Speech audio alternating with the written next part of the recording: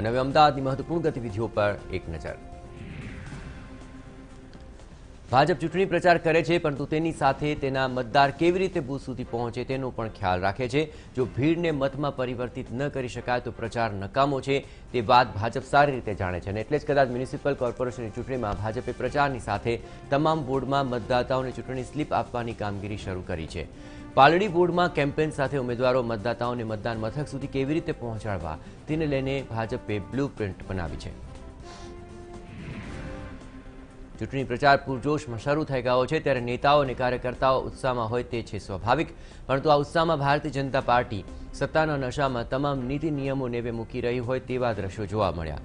વેજલપુરમાં ચૂંટણી પ્રચાર દરમિયાન નેતા અને કાર્યકરો સોશિયલ ડિસ્ટન્સ જ નહીં, ટ્રાફિકના નિયમોનું પણ સરેઆમ ઉલ્લંઘન કરતા જોવા મળ્યા। કોંગ્રેસ પણ ભાજપને ચૂંટણીમાં ટક્કર આપવાને બદલે ભાજપની જેમ જ કોરોનાની ગાઈડલાઇન્સ તોડવાની હરીફાઈમાં હોય એમ મેદાનમાં ઉતરી છે। ચાંદખેડામાં યોજાયેલા માલધારી સંમેલનમાં સોશિયલ ડિસ્ટન્સના ધજાગરા ઉડ્યા। સંમેલનમાં આવેલા લોકો પણ માસ્ક વિના જ અને કોઈ પણ અંતર રાખ્યા વિના હકડેઠઠ ભીડમાં બેઠેલા જોવા મળ્યા। સ્ટેજ ઉપર કોંગ્રેસના નેતાઓ અને ઉમેદવારો પણ માસ્ક વિના જોવા મળ્યા।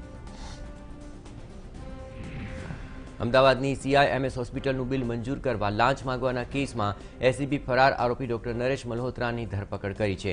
ગત ડિસેમ્બરમાં એસીબી દ્વારા ગુનો નોંધવામાં આવ્યો હતો, જેમાં રૂપિયા 1.5 કરોડનું બિલ મંજૂર કરવા 15 લાખની લાંચ માંગી હતી। એએમસીના ઉત્તર પશ્ચિમ ઝોનના deputy health officer doctor Arvind Patel વતી લાંચ માંગવાનો આરોપ ડોક્ટર નરેશ મલ્હોત્રા પર લાગેલો છે।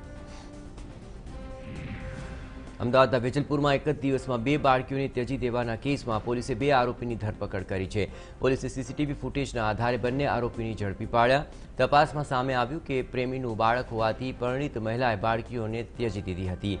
એક બાળકીને પરિણીત મહિલાએ ત્યજી દીધી અને બીજી બાળકીને તેના પ્રેમીએ ત્યજી દીધી, જેમાંથી બીજું બાળક જે રિક્ષા ચાલકને મળ્યું હતું તે પોતે જ આરોપી નીકળ્યો। પોલીસે આરોપી મહિલા અને તેના રિક્ષા ચાલક પ્રેમીની ધરપકડ કરી છે। અમદાવાદ શહેરમાં ફરી એક વખત મહિલાઓની સુરક્ષાને લઈને ઊભા થયા સવાલ। મુંબઈથી કેટરિંગના કામ માટે બોલાવેલી યુવતી સાથે તેના કોન્ટ્રાક્ટરે જ નશાની હાલતમાં દુષ્કર્મ કર્યું। કોન્ટ્રાક્ટરની સાથે અન્ય એક મિત્રે પણ દુષ્કર્મ ગુજાર્યું હતું, જેમાં એક યુવતીએ પણ મદદ કરી હતી, જેને લઈને પોલીસે ગેંગરેપની ફરિયાદ નોંધી હાથ ધરી તપાસ। અમદાવાદના બોપલમાં રૂપિયાની ઉઘરાણી માટે યુવકની દુકાનમાં ગેરકાયદે કબજો કરી મારતા આખરે પોલીસ ફરિયાદ નોંધાઈ છે। આરોપીએ યુવકને માર મારી નગ્ન કરી વીજ કરંટ આપ્યો હોવાની ફરિયાદ થઈ। પોલીસે 7 લોકો સામે ફરિયાદ દાખલ કરી હાથ ધરી તપાસ। સાબરમતી વિસ્તારમાં રહેતા સૌરભ ગુપ્તા નામના યુવકે બોપલ પોલીસ સ્ટેશનમાં ફરિયાદ દાખલ કરી। રાજ્યની ગ્રાન્ટેડ કોલેજના અધ્યાપકોમાં 2-3 મહિનાથી પગારની અનિશ્ચિતતાથી ફેલાયો રોષ। રાજ્યની 357 ગ્રાન્ટેડ કોલેજ, 15 ગ્રામ વિદ્યાપીઠના 5000 અધ્યાપક, 2000 કર્મચારીને જાન્યુઆરીનો પગાર હજુ નથી મળ્યો। નાણાં વિભાગે પગાર માટે શિક્ષણ વિભાગને ગ્રાન્ટ ન આપતા પગાર અટવાયો છે, જેથી હોમ લોન કે અન્ય લોન ધરાવતા કર્મચારીઓને હપ્તા ચૂકવવામાં મુશ્કેલી પડી રહી છે। આ મુદ્દે ગુજરાત યુનિવર્સિટી શૈક્ષણિક સંઘે શિક્ષણ કમિશનરને લેખિતમાં રજૂઆત કરી છે। ભવિષ્યમાં આવી કપરી સ્થિતિ નિહાળવા આગોતરું આયોજન કરવા માંગ કરી છે। ભારત ઇંગ્લેન્ડ વચ્ચે 2 ટેસ્ટ અને 5 T20 મેચ અમદાવાદમાં રમાશે। આ માટે ભારત અને ઇંગ્લેન્ડની ટીમનું આજે અમદાવાદમાં આગમન થશે। બંને ટીમો 1 મહિનાથી વધુ સમય માટે અમદાવાદમાં ધાબા નાખશે। વિશ્વના સૌથી મોટા મોટેરા ક્રિકેટ સ્ટેડિયમમાં 24 ફેબ્રુઆરીએ રમાવા જઈ રહેલી મેચ માટે તૈયારીઓ પૂરજોશમાં છે।